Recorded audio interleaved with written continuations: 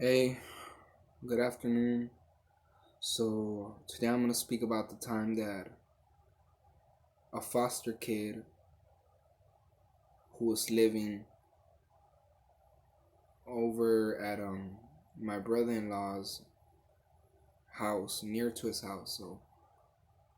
So my brother-in-law Isaac was there. I think he came back from dialysis, and I'm there outside in a tent, and my sister Carmen's inside. So I knock on the door, they open, and I'm there. And Isaac all of a sudden tells me, "Hey Alex, I need you to do me a favor. I need you to go to my dad's and tell them to to get Danny. Danny's another foster kid about my age, a year older than me. So they told him, tell him to get Danny over here because I need him. So I'm like, yeah, sure, I'll do it. So I went. I called Danny. Danny went running to Isaac's house, and I'm there. There's like a street, kind of like a T.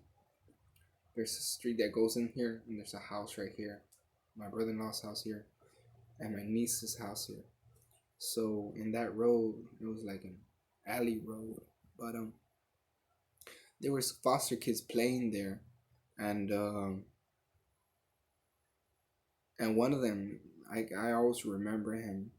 Every time he sees me, he always runs to me and hugs me, like hugs my legs, and because he's short, he hugs my legs.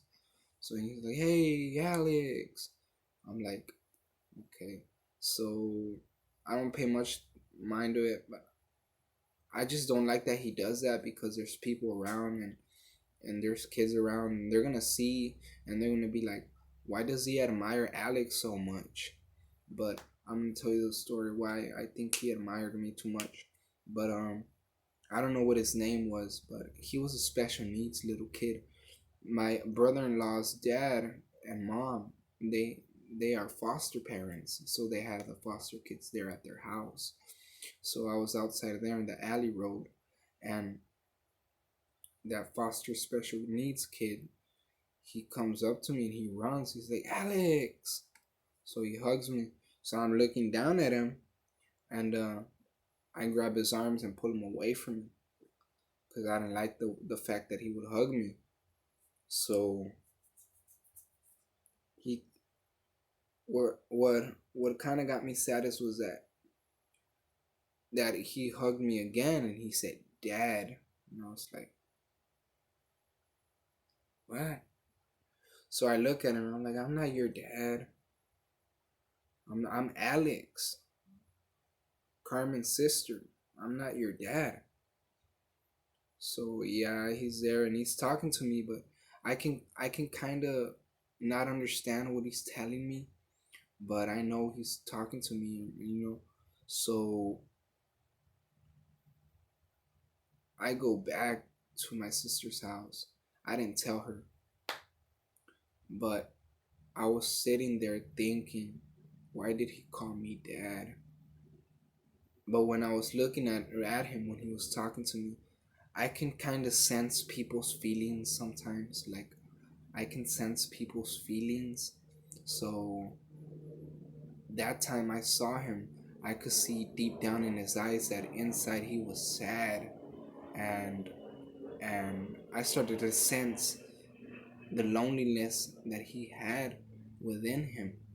So I tell myself, like in the inside, I can see that he's sad, but on the outside, he tries to be as happy as he can, kind of like a fake happiness.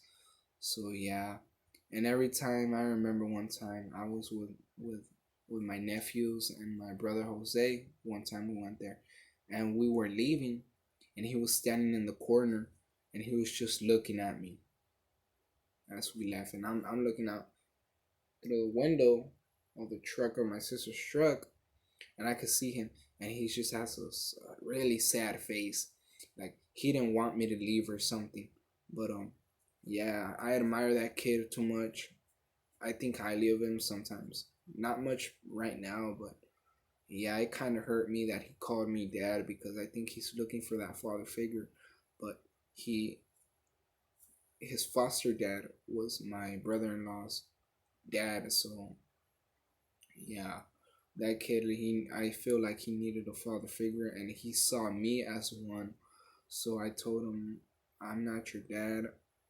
You know, I try to speak to him and tell him that I wasn't his dad and everything. So yeah, it kind of. But that time, that other day, when I was leaving with my brother and my sister's truck with my nephews, I was looking at him, and I just turned back, and I'm looking forward on the road, on the passenger seat, and I'm like, man, I can feel that kid has depression. He just gets distracted by playing. So yeah, so take care. God bless. Enjoy your day.